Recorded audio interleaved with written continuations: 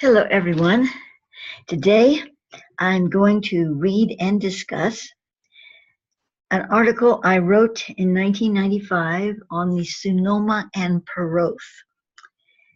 So I'm going to begin reading about a vision I had at that time. Now, this is to be found in issue, it's in 1995. Let me see what issue, 3 and 4, double issue of 1995.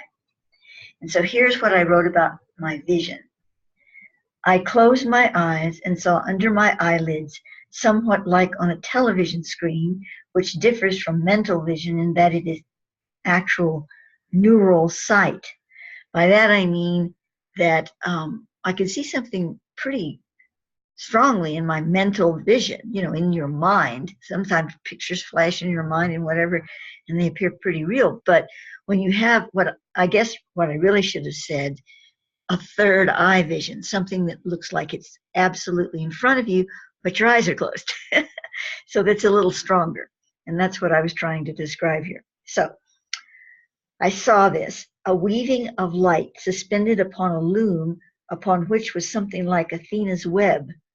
It seemed to be alive and shimmering with awareness and being. It was composed of the four major colors, gold, you could say yellow, but I chose to call it gold here, red, blue, and green. The gold and red seemed to be woven close together, and the blue and green were similarly bonded. Thus, the gold red and the blue green were two distinct types that came together in an intricately woven pattern, forming this beautiful living creation. I asked what I was seeing, and I received the words, the great mystery. Now, bear in mind, this was written in 1995, and I was still with my now former husband, Simeon, and I'm referring here, saying, I remembered that Simeon was speaking about knowing he had to be born into a certain bloodline in this lifetime for a specific purpose earlier in that day. As he spoke, I saw roped cords, one gold red and the other blue green, coming together to create a braiding similar to a DNA strand. I intuitively knew that these were our respective paragenetics and that they were very, very ancient and had a consciousness of their own, which we individually carried. I'm not going to go into what paragenetics is here.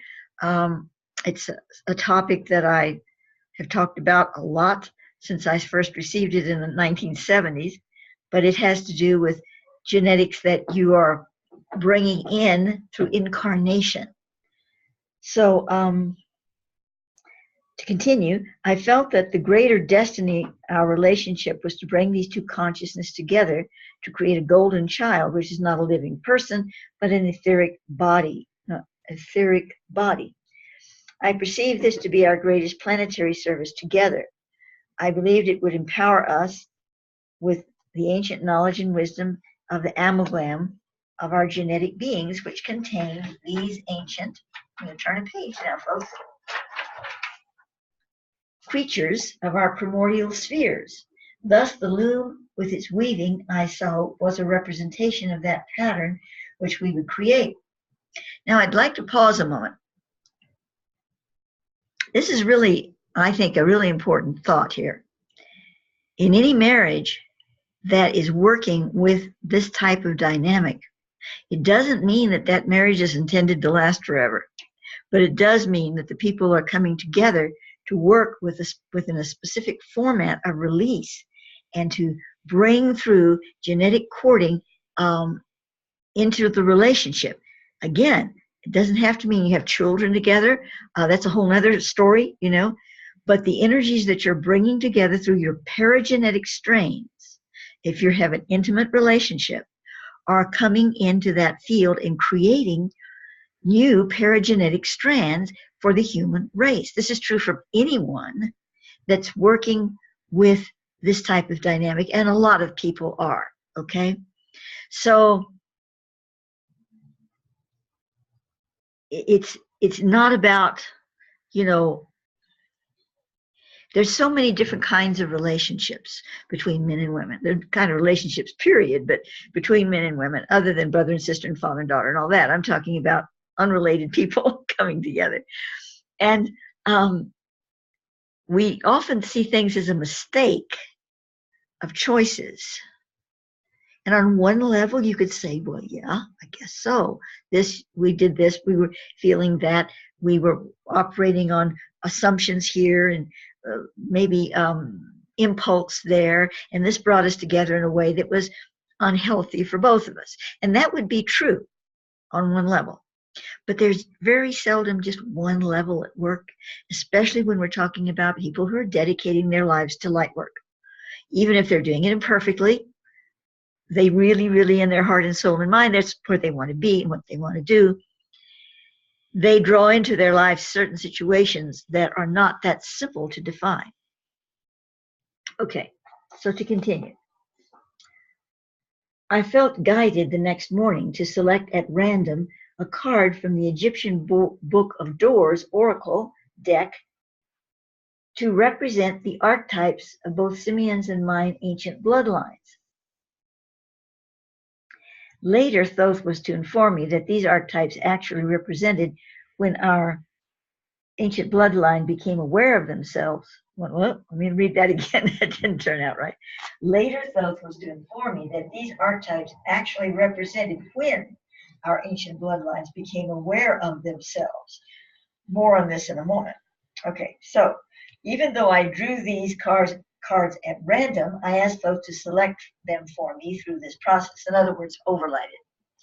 The cards selected were as follows. For Simeon, from the family of Earth, we have Honor and Drek, the Philosopher's Stone, enlightenment, the distillation of experience, success in transformation, whether of a spiritual or material nature. After a long and arduous discipline, the goal is accomplished and the work is perfected, the magical body of light.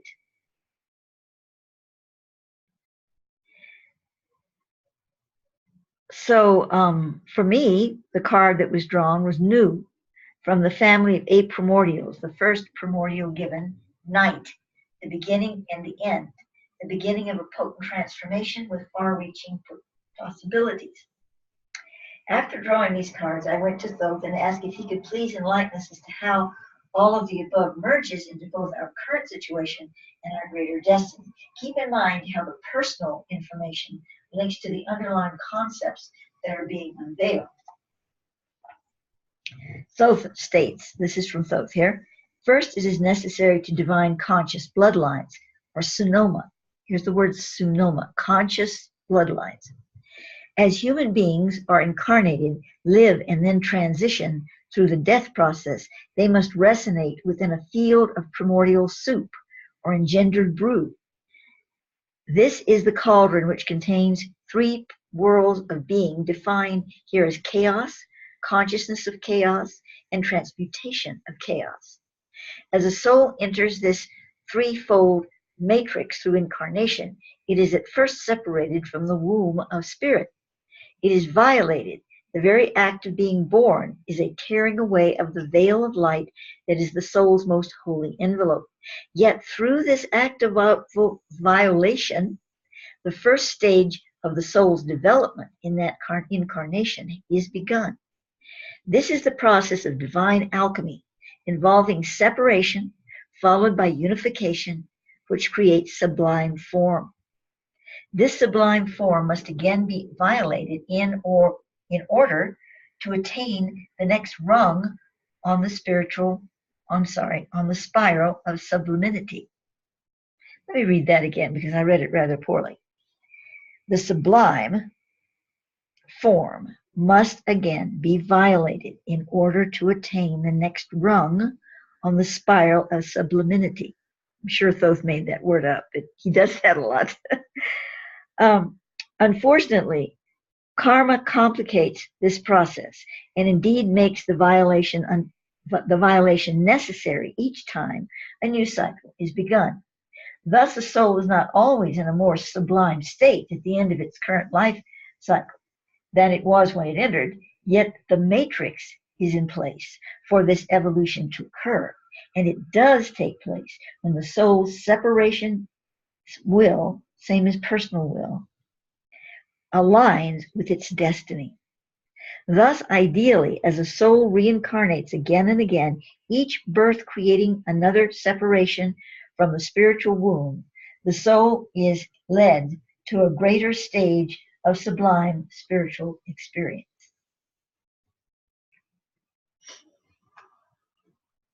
Okay, because each soul is an envelope for a portion of the one spirit that the individual soul carries in consciousness of itself. Oh gosh, I'm sorry. Let me try that sentence again. My eyes are especially bad today. I think it's allergies that are making it worse. Let me try it one more time. Because each soul is an envelope for a portion of the one spirit, that individual soul carries in the consciousness of itself the greater consciousness of the one spirit. Yet because of the separation and thus duality of the world, the one spirit consciousness in the cells of the individual incarnated soul registers through a consciousness division known as the individual Sunoma, or ancient bloodline consciousness. Each Sunoma is a being unto itself in that it expresses a continuum of mind that has a specific work to engender through its vehicle, the incarnating soul carrying forth its awareness. Each Sunoma is unique, but there are various similarities in type. They assume, excuse me, sorry, let me get a drink of water here.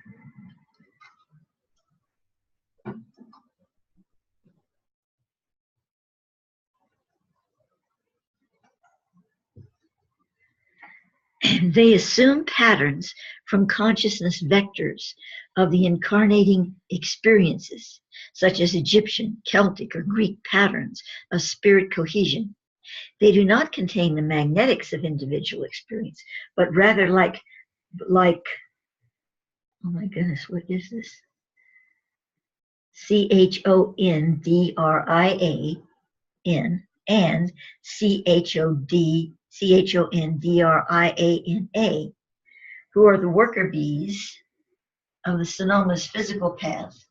The Sonoma moves into processing that aligns with transformation of the greater world karmic magnetics. In other words, the Sonoma is a consciousness, that word again, Krohendra, I can't say that word, that creates its own opportunities to penetrate the diseased cell of world karmic forms. Okay, this is what that is, that Kohandrian and Kohandriana are pre-embryonic life forms discovered by Dr. Merkel, a nuclear physicist who also bioengineered the life crystals technology. They have been found to exist in all materials examined to date, including rocks. They assemble themselves from pure genetic material when needed. They are present in varying degrees of activity in the healthy human body, but not to the degree needed to effect the transformation of physical form into that of light. I'm going to say this right if it kills me here. Chohandrian, male polarity, and Chohandriana, female polarity, have been observed under high magnification while literally attacking foreign substances and things like cancer in the human body. They possess super intelligence and seem able to tailor their approach to meet specific parameters, always to the detriment of the threatening organism and to the benefit of the human body. Wow, just that alone, which is a fact that has been, publicized, obviously, would be something to take to Thoth and build on to see what we can find about that. But back to our article here.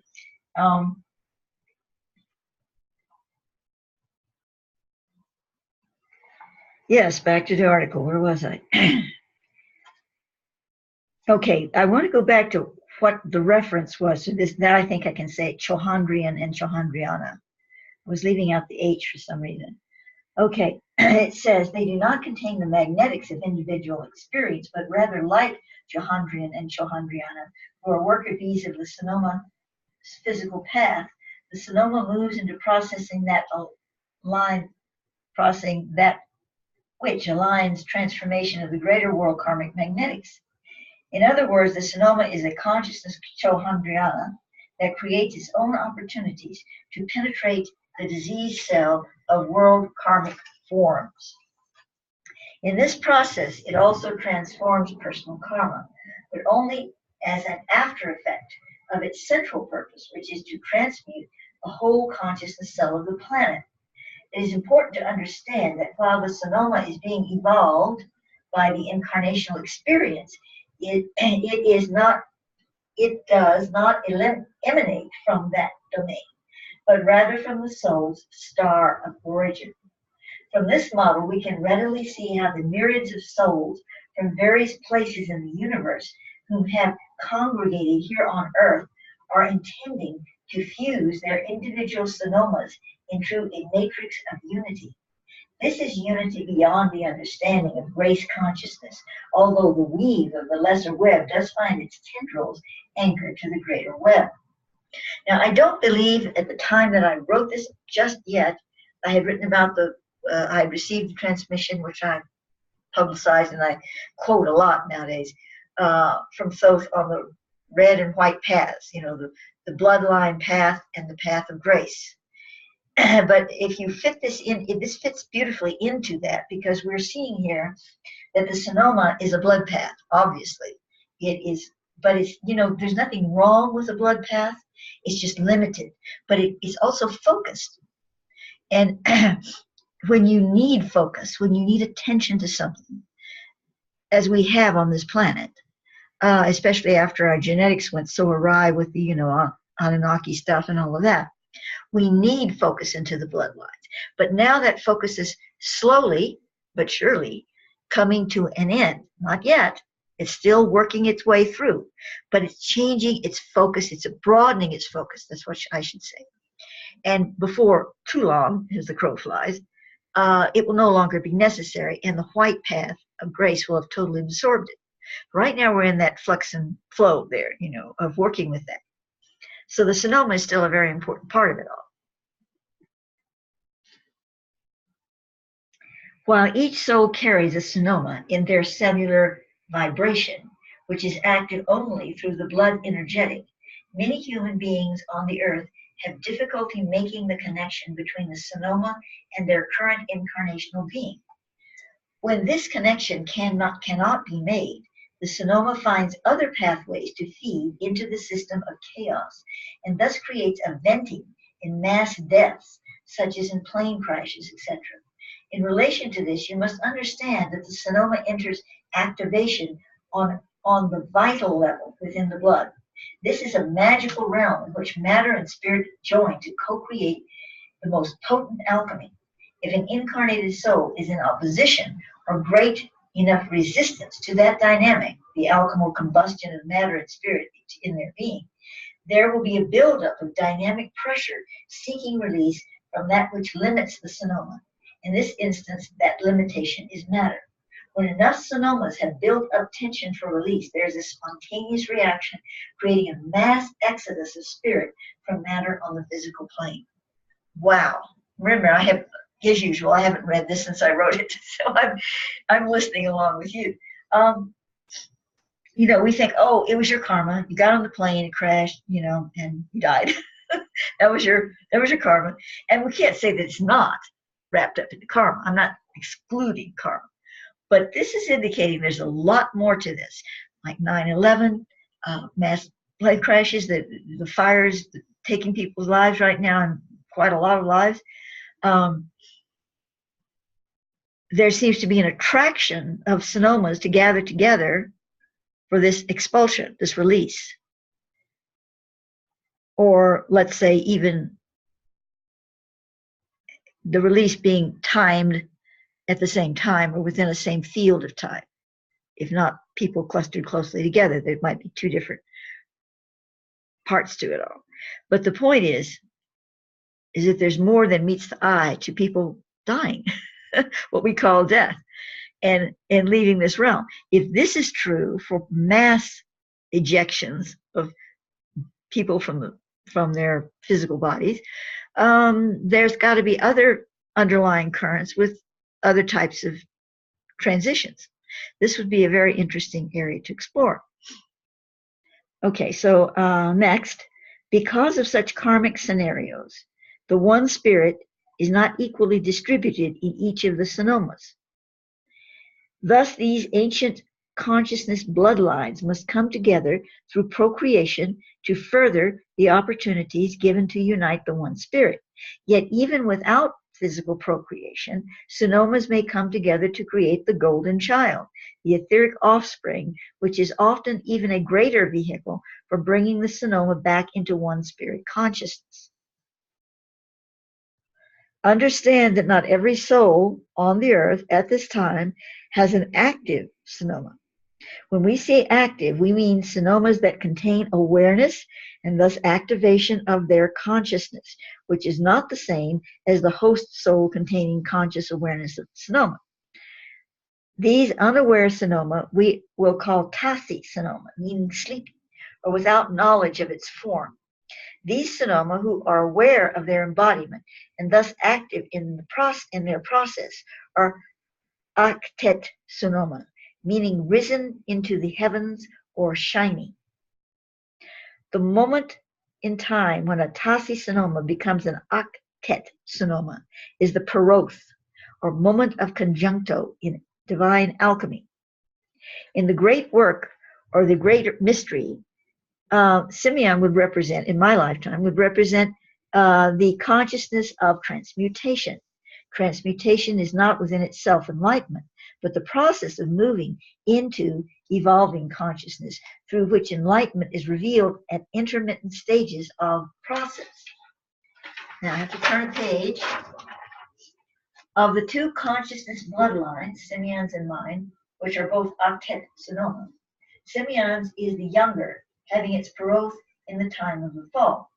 Thus his Sonoma is resonant with the consciousness of return to light and carries in it the pain of separation, of violation, as well as the memory of what once was and what will be again. Understand that the time in which the soul's Sonoma receives its Peroth is the moment which designs the emotional lens of the birthing Aktet Sonoma. The Tasi Sonoma, of course, has no emotional orientation, as it has no experience or awareness, but the Aktet is given reference of its beingness through imprinting with that first birthing moment. The Aktet does not of itself have an emotional body, but when it begins to connect and work through its soul and genetic host into the conscious mind of that soul, it in turn registers the original imprinting of the Peroth into that soul's emotional body. Thus Simeon, who at this stage of his life is at times conscious of his Aktet Sonoma, maybe I skipped something. Yes, I got it. Conscious of his Aktet Sonoma, is experiencing the motivation of his Aktet's Peroth through his emotional being. He thus thinks in accordance with that imprinting as well. All his experiences of the Sonoma are through the lens of its focus. Understand that this is not an inappropriate perspective. It is exactly where he needs to be at this time. Such lenses or filters are stages of sacred alchemy, not imperfections or illusions to be discarded. They are a means to the greater conjuncto. No alchemical process is complete without each stage of its formalization. Through Simeon's honor en rec archetype, that was the card, remember, that was overlaid and drawn for Simeon out of the Egyptian Tarot deck. Through that archetype, he is revealed as both the alchemist and the substances of the alchemical process. Thus, he is also the process itself. In his threefoldness, he is seen as Mercurial, for the property of Mercury's constant violation and reunion until the marriage is achieved. Within the processing experience, Simeon's consciousness is focused through the lens of his Aktet Sonoma, his awakened ancient bloodline, which is to constantly move toward the white Mercury form, which will create the alchemical marriage, the union, and the bliss. Now I have to pause here. The white Mercury, I'm seeing that very strongly, receiving that very strongly, that this is in relationship to the white stone. The white stone path, the path of grace, that the red path is moving into being transmuted by. All that he sees and experiences, all that he feels and knows resonates from this reality. Yet each Sunoma, even an octet, is a limitation unto itself, for it is not one spirit, but a fractal of one spirit. It must connect to other Peroths in the linear time spectrum, other imprinted consciousness, in order to complete its purpose. For Simeon is the threefold alchemist, substance and process. It would seem to have all the ingredients but one. The azoth, which in alchemy ascends from earth to merge with solar and lunar rays, is little revealed in the alchemical text remaining in the current earth period. A greater understanding of this most sacred substance is given as the ancient primordial, original, unviolated virgin earth consciousness, that which existed before the fall. Thus Simeon, whose Peroth occurred during the fall, has no direct access to this substance, which needs to be included into his process to create anew the virgin earth of the future. It is at this juncture that we must turn to Maya, to me, and her archetype in the Book of Doors, Nu, who is the first of 8 primordials. As her primordial archetype suggests, Maya's octet Sunoma's Peroth was before the fall, and its lens is aligned to the primary creation energy of creation. This is the spiral from which arises the primordial virgin earth. As a primordial, it contains within its being all the knowingness to actualize itself, and in the higher primal reality, this is a continuous process of its existence. But it is not capable of the process in the lower form, since such process requires transmutation, and as a primordial, there is nothing within its original beingness to transmute. Yet through Maya's soul, it is being carried into realms that have been violated, where transmutation is necessary means of reunification. Thus, Maya's octet Sunoma must seek out such experience in order to lay its eggs within the sulfur fire of the generative principle. This must take place so that the memory of original being will continue and thus give birth to the future. Maya's octet lens focuses on the azoth, which is the virgin earth of the primordial world consciousness, the missing element needed to create the new virgin earth. The primordial's archetype bearers are stable in linear reality once they align to their purpose. They often offer insight into what was before the separation and where the placement of this consciousness is connected through time. They see and utilize pattern, but are not contained by it, since their lens is of that which created pattern. Their octet, Their octet outpictures in the emotional body as empathy, which feeds its knowledge on the level of universal acceptance. This focus then forms their mental perspective. In order for a primordial's archetype bearer to facilitate its octet's purpose, it must be quickened to the consciousness of the fall and to the necessity to consummate the marriage of conjuncto. Otherwise, the primordial persona will gradually recede into a vacuum where it does not regenerate its Sunoma into the world. Simeon from the family of Earth is motivated by the consciousness of return, for he sees and experiences the separation on all levels, both subtle and profound. He keenly perceives its outpicturing the current Earth of the second millennium.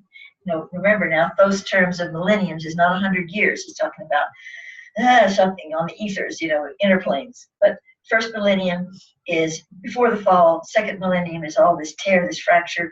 We're out of the sync with our original Rana wave time flow. And the third is the future, like the new Earth star. Okay, so to continue, yet he must have the primordial virgin earth to create full transmutation. When the archetype bearers of the family of Earth look upon the primordials, they see themselves before the fall. There is a great sweetness in this vision, but also challenge, for the focus of the primordials must be quickened by the consciousness of separation in order for the alchemist of the Earth family to create with the primordials a marriage of perfection. In another way of understanding, in order for the egg laying to take place in the flame, so that the magical mountain of the moon may form, the alchemist must reach back before his Peroth into a consciousness that is not part of his octet Sunoma, and receive the eggs or seeds of this original knowledge. Conversely, the primordials, through this act of the alchemist of the family of Earth, must be awakened to the separation and become compassionate to this reality. Wow. I don't think there's much explanation that needs to be done there. It's pretty straightforward. On a personal level, Maya must see in Simeon that his mercurial transmissions are right action for future conjuncto and do not pose a threat to her octet Sunoma focus of stable perpetuation. Simeon must see in Maya that her chaotic moments and choices for expression of spirit, which do not always align with his, are a perpetuation of the battery of the primordial energy when attempting to manifest through the lesser world of the second millennium consciousness. And that this creative expression, even in its moments of chaos, are right action, for they stir awareness in Maya of the separation, causing her to empath with that realm and thus lead her into the wedding chamber, where the primordial virgin earth is prepared by the alchemist for the conjuncto process. Be at peace with this wisdom. Allow it to align your hearts and minds. Do not be in fear of the bridge which you may create together, for its moorings are from one spirit. When your octet are braided through the perpetuation of unconditional love, so the bridge is not only built but crossed. Together you may create an especially powerful spirit infusion into the planetary consciousness, one that is not limited by the human experience. Well, obviously that marriage did not last, did it? But what really happened there? And I'm not talking about personal stuff, certainly not going to get into that, but I'm talking about on a higher level. Because in understanding this, one can understand one's own, you out there that is listening to this, the process with human relationships, especially of the conjuncto variety. It's my insight that a great deal was achieved. Could we have gone further with it? Of course. But we as human beings have choice in the matter. And we had played the hand pretty fully. The only way we could have moved to another octave would have been through a very slow, laborious process that would have not really been healthy for either one of us, or that we reached such a high level of spiritual conjuncto that we received total grace in that process. And neither situation occurred. But that doesn't deflate what did occur and the processes that we created that entered the planetary stream. And I'm not putting self-importance on Simeon and I, our relationship, not at all. I'm using this as an example of each one of you out there in your relationships and how possibly the scenarios could have worked out. Now, if I were to do a reading of your Peroth, Sunoma Peroth in a relationship, which I'm not going to get into, that would be too much, I think. But if I were to do that, put my shingle out and do readings on that, it would be different. It wouldn't be this, but the basic formats would be the same. The understanding of how these things move and what their relationships are. And certainly the bridging between before the fall and after the fall. Well, I'm using the word fall, it's very simplistic, but I've used it many times and in this material because it's too vast to call it just about anything else. So what if, let's say, in a scenario, what if both the souls that were in the conjuncto were before the fall? or both of them were after the fall. Then you wouldn't have this particular dynamic set up. But I would say that the marker, the line, the great line in all of this is before and after the fall. So if you had them both before or both after, you'd have a situation where they might feel very ideally suited for a long time because they were both seeing with the same sight, more or less. But they would find finally that they weren't getting anywhere. Everything seemed fine. I have no complaints about my partner, but gosh, I just feel so dead inside. I just feel like I can't get anywhere with this marriage. Even though it seems perfect, I don't feel perfect. You see, that kind of energy would very likely start playing out. However, if you did have a relationship where one was on one side of that fall wall and the other was on the other side, it wouldn't necessarily play out the way this did, because it would, so many factors would be involved. And we have the personality and the choices of the individuals as well. Thoth was giving a very basic rundown here. Basic, but listen to what he was saying. But there are all kinds of side views, things that to be added into the equation, very important things that caused us to come to the determination we did in the end of the marriage. So I'm only giving this as an example as a vast overview of how this kind of thing works, because there are many determining factors that are involved.